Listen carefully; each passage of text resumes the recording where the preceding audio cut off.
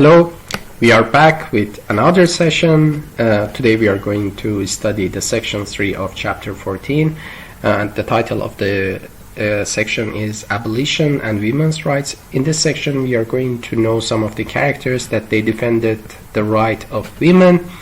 And if you remember, during all my classes I told you that you are not expected to know every character in history, but this section is an exception in that we have some of the characters who played important roles in American history in terms of defending women's rights. For those people that they are interested in history, especially American history, they are expected to know these characters because they are usually provided as questions in international exams. And for those students that they are also interested in literature, they will come across some of the texts from this period written by women writers over these kind of controversial issues, right? Like women's rights, okay, the right for vote, or so on and so forth. I'm going to start the class. Abolitionists. By 1804, most northern states began passing anti-slavery laws. Please remember that back then America was divided into two parts in terms of the laws for slavery. Northern states were against slavery, southern states were for slavery. So why southern people didn't want to change their system in regard to black people, usually black Africans? That was because they had large lands, they had farms, and all their works and incomes were dependent on slaves. That's why they were against banning slavery. In 1807, the importation of slaves was banned. Abolitionists wanted slavery outlawed in the entire United States. In the center of these events, we see Quakers who were against slavery, and we can also consider them as the first who took a stand against slavery. The other character that they tried to lead the movement was David Walker. David Walker was a free African American. He wrote a pamphlet urging the slaves to revolt, and he distributed this pamphlet in the southern states of America. He also heard that his life was in danger, and consequently, as we see for other characters in the course of history, his death was mysterious, and most probably he died because of being poisoned by someone. William Garrison, the other important historical character that tried to defend abolishing the slavery. He published abolitionist newspaper called The Liberator. He also wrote, I will not retreat a single inch and I will be heard. It means that what I say will be heard by most of the people in the South, and they will take reactions. Boston mob tried to hang him, but Mayer stopped them at the end, and he stopped his execution. So consequently, he was not executed.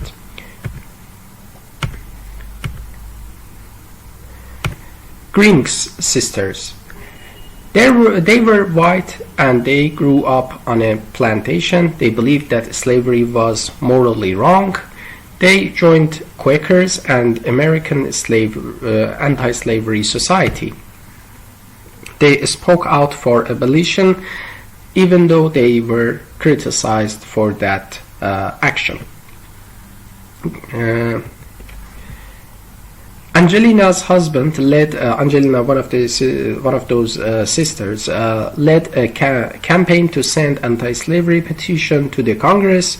Pro-slavery means those that supported slavery. Congressmen passed a gag rule to prevent the reading of these petitions. As you see in this photo, we see some of the characters that they tried to act against their people, and they were condemned there even by their black peers. President John Quincy Adams, he ignored the gag rule and read the anti-slavery petition. Pro-slavery congressmen tried to stop him, and this weekend the pro-slavery cause because it showed them opponents for freedom of speech. Adams also defended a group of enslaved Africans who had rebelled on the slave ship Amistad. Amistad, you can also watch a movie that we see Morgan Freeman, and how some of the members, the African slaves, were captured by Americans, and the name of the ship was Amistad, and how these people tried to get their freedom in the court. The slaves were allowed to return finally home. Abolitionists. Frederick Douglass. His career was a lecturer for Massachusetts Anti-Slavery Society. Frederick published an autobiography to prove his life as a slave. He feared he would be recaptured, so he went on a 2-year speaking tour. And then he bought his freedom and began publishing an anti-slavery newspaper.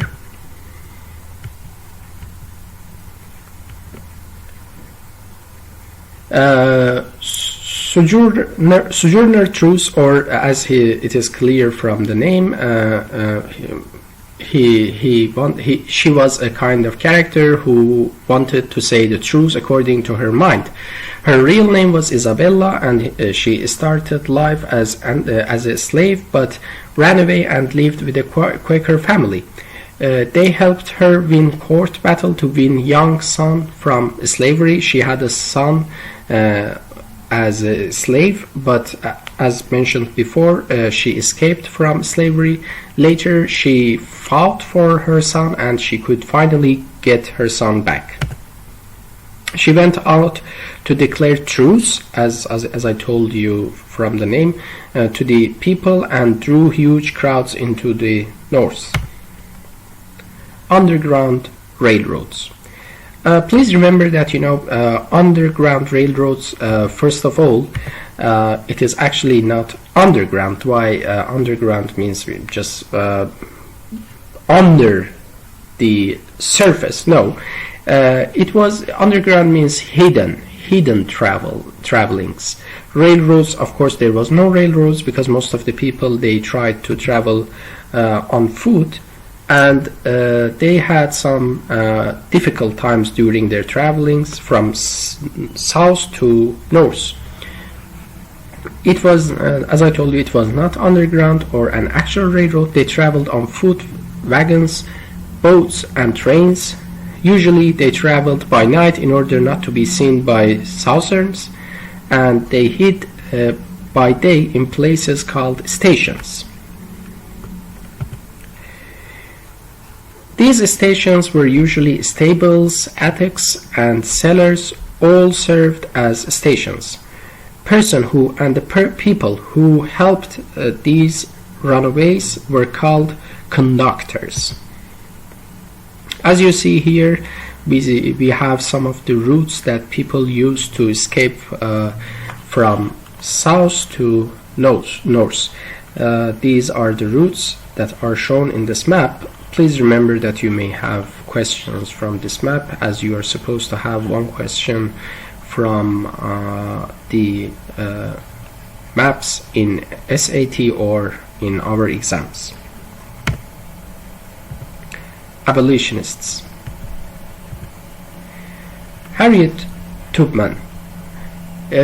She was one of the most famous conductors of Underground Railroad. She escaped and made 19 dangerous trips on the Underground Railroads. She also carried a pistol to frighten slave hunters and medicine to quiet crying babies during their travel.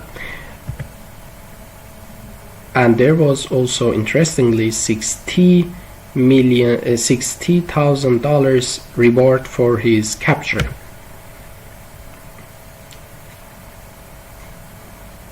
Ellen and William Craft.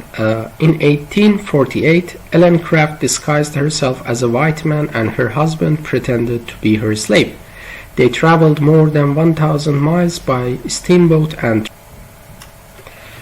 the other character who fought for anti-slavery was Henry Brown. A white carpenter helped to pack him in a box and shipped him to Philadelphia. The box was about 2.5 feet deep, 2 feet wide, and 3 feet long, and it was written on that box as "This side up with care." He traveled about 27 hours to gain his freedom.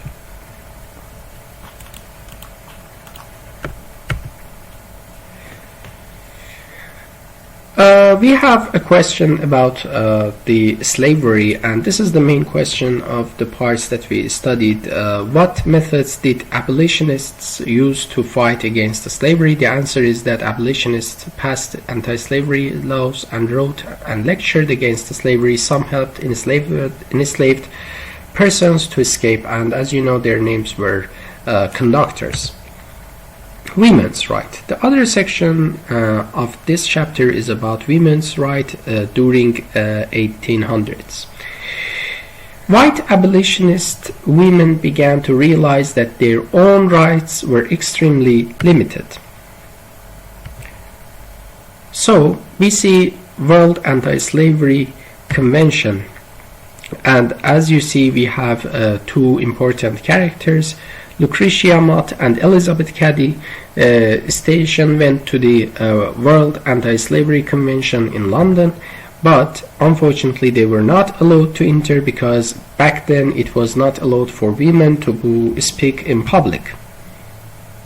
They had to sit down behind their curtain, but they were later accompanied by William Garrison, who joined them. Women's rights in 1800s. We have some rights that were for women back then, but they were very limited.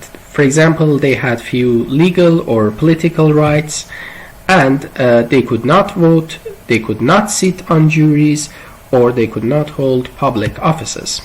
The laws treated women as children. In most states, husbands controlled any property wife inherited and any wages she might earn. After being snubbed at the World Anti-Slavery Convention in London, Station and Mott decided it was time to demand rights not only for enslaved people but equality for women as well. They planned a women's rights convention in Seneca Falls, New York. Seneca Falls Convention. It was world's first women's rights convention held by Station and Mott, and it attracted both men and women. They also wrote a declaration of sentiments that was a kind of a reflection of Declaration of Independence, and they tried to emphasize on the rights and roles of women. This is the Declaration of Sentiments, and this photo is taken from internet. Women's rights. Seneca Falls Convention's suffrage. Suffrage, the right to vote. The convention passed a resolution that stated women should have the right to vote. This was the first political movement towards giving women some voice to take part in policy. Some were afraid that public would laugh at this convention. For example, women were not given the right to vote until 19th century amendment passed in 1919 and ratified finally in 1920. Some Americans made fun of this idea that women should have equal rights. Later we see some improvements. For example, Susan Anthony promoted the idea of equal pay for men and women. Later, she called for laws that allowed married women to keep their own property and wages. In 1837, Mississippi passed the first such law. New York passed a property law in 1848 and wages law in 1860. And finally, by 1865, 29 states had similar laws. Sojourner Truth. She gave a speech, and as you see, the link is there. You can see some part of this speech. The name of the speech is "Am I Not a Woman?" that urged men to give women their rights. Susan Anthony was a skilled organizer who worked in the temperance, if you remember the temperance, and anti-slavery movements. And she built women's movements into a national organization. Here you see the outline of all chapter 14. As you can see, we started the first section of the chapter 14 as in the question of immigration. Later we moved to religious revival, and finally we came to slavery and the rights of women. You can see all the topics that we covered here. And we go to the section's questions, section 3. Number 1 question is this: what rights were women fighting for in the mid-1800s? Answer: women fought for the right to vote, to receive equal pay, and to keep their own property and wages after marriage. Question number 2. How did immigration, religious revival, and reform change the nation? Answer: immigration made the population larger and more diverse. Religious revival and reform inspired people to try to improve society through temperance efforts, the fight for workers' rights, and finally, other social movements. Thank you so much. We came to end of chapter 14. I will be uploading PDF file and worksheet for chapter 14. I do expect you to study very well. As you noticed from the news, school will be closed for another month, and we are expected to study our courses through online applications.